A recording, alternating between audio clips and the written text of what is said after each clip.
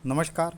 अद्भुत रोगनाशक स्पर्शदायिनी विद्या के बारे में अगर आप जानना चाहते हो तो हमारे वीडियो को एंड तक जरूर देखिए और हमारे चैनल को सब्सक्राइब करना, वीडियो को लाइक करना ना भूलिए।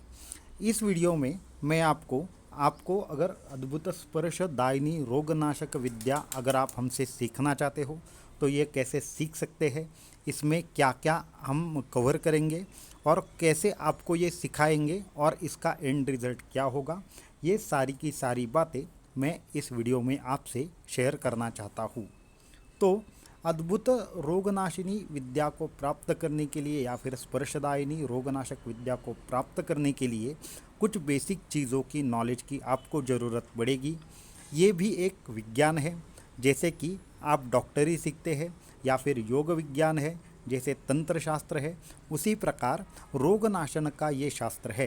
तो उसके लिए आपको कुछ बेसिक चीज़ों के नॉलेज की ज़रूरत पड़ेगी। तो वो कुछ इस प्रकार है। एक तो है आपको षटचक्र विज्ञान की नॉलेज की ज़रूरत पड़ेगी।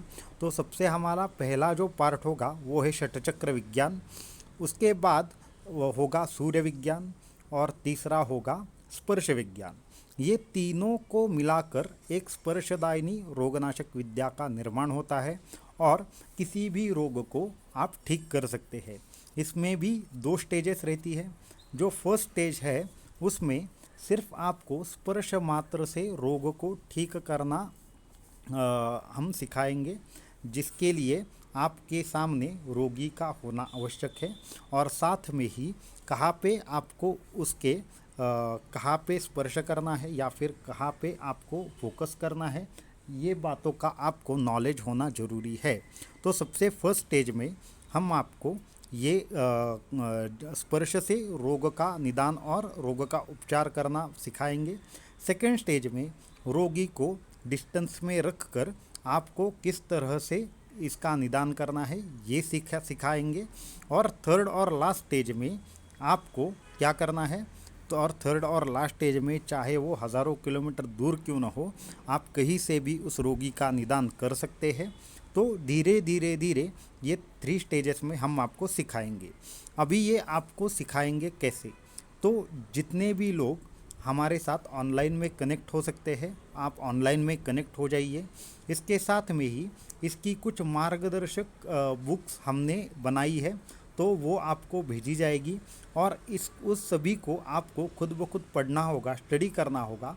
उसमें मार्गदर्शक सूत्र आपको बताए गए हैं और उन सूत्रों को फॉलो करके आपको इस विद्या को सीखना होगा।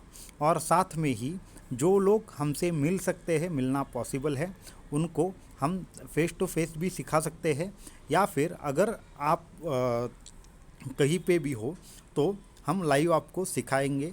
ये विद्या को प्राप्त करने के लिए आपको कुछ ध्यान प्रणालियाँ सिखाई जाएगी, जैसे षटचक्र कौन से है, किस षटचक्र से क्या होता है और उस पर ध्यान केंद्रित कैसे करना है और पहले खुद को कैसे ठीक करना है इस विद्या से, ये सिखाएंगे। और उसके बाद में दूसरों को ठीक कैसे करना है वो सिखाएंगे। जो विद्या दूसरों को ठीक कर सकती है वो खुद को भी ठीक कर सकती है। आपको चाहे कोई भी बीमारी हो, आप खुद ब खुद उससे कैसे बाहर आ सकते हैं ये भी मैं सिखाऊंगा। तो ये है स्पर्शदायिनी अद्भुत रोगनाशक विद्या के बारे में जो भी आपको सीखना है वो है। तो इसके 3 पुस्तक है जो आपको लेनी पड़ेगी। सबसे पहले है षटचक्र विज्ञान, उसके बाद है सूर्य विज्ञान और जो तीसरा है वो है स्पर्श विज्ञान। तो ये तीनों की तीनों किताबें आप हमसे मंगवा सकते हैं और ये जब आपके पास होगी तो आपकी जो भी ट्रेनिंग है वो शुरू होगी। रेकी ये जो विद्या है, जो रेकी है वो हमारे ही भारतीय प्राचीन विज्ञान की एक दूसरी परंपरा शुरू हो गई। तो उसकी रेकी है वो हमारे ये स्पर्श विज्ञान से ही शुरू हुई थी। ये बहुत सालों पहले ये स्पर्श विज्ञान यहाँ पे बहुत ज़्यादा प्रचलित था, लेकिन उसकी उतनी पब्लिसिटी या फिर उसको उतना प्रचार प्रसार नहीं होने के कारण वो हमारी ये विद्या लुप्त हो गई। और बहुत सालों से हम रेकी जो बोलते हैं उसके ऊपर हम बहुत फोकस्ड हैं और या फिर यहाँ पे बहुत सारे लोग रेकी को जानते हैं, लेकिन स्पर्श विज्ञान उससे बहुत ही और काफ़ी ऊपर है। जैसे रेकी में हम कुछ जो सिंबल्स है उन सिंबल्स को इमेजिन करते हैं और उसके ज़रिए दूसरों को एनर्जी ट्रांसफ़र करते हैं। पर इस विद्या में ऐसा नहीं है। इस विद्या में आपको डायरेक्ट शक्ति ट्रांसफ़र कैसी की जाती है उसका भी जो बेसिक चीज़ें हैं वो हम सिखाएंगे।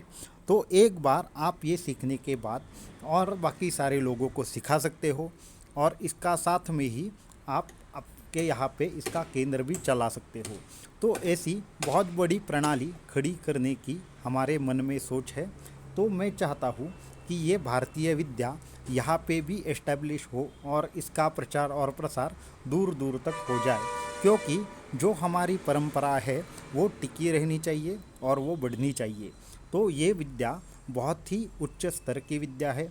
जैसे कि अगर आपको सूर्य विज्ञान के बारे में मैं थोड़ा बताऊं, तो सूर्य विज्ञान ये एक ऐसा उन्नत विज्ञान है जिसका विनियोग करके इस जग में ऐसी कोई भी बीमारी नहीं जो ठीक नहीं हो सकती, या फिर और सारे बहुत से चमत्कार सूर्य विज्ञान से संभव है। तो अगर आप सूर्य विज्ञान है और ऐसे बहुत सारी चीज़ें हैं कि जो आप जब तक खुद अप्लाई नहीं करते आपको समझ में नहीं आती। तो सबसे पहले आपको करना ये होगा कि आपको खुद तैयार रहना होगा इन सब चीज़ों को सीखने के लिए।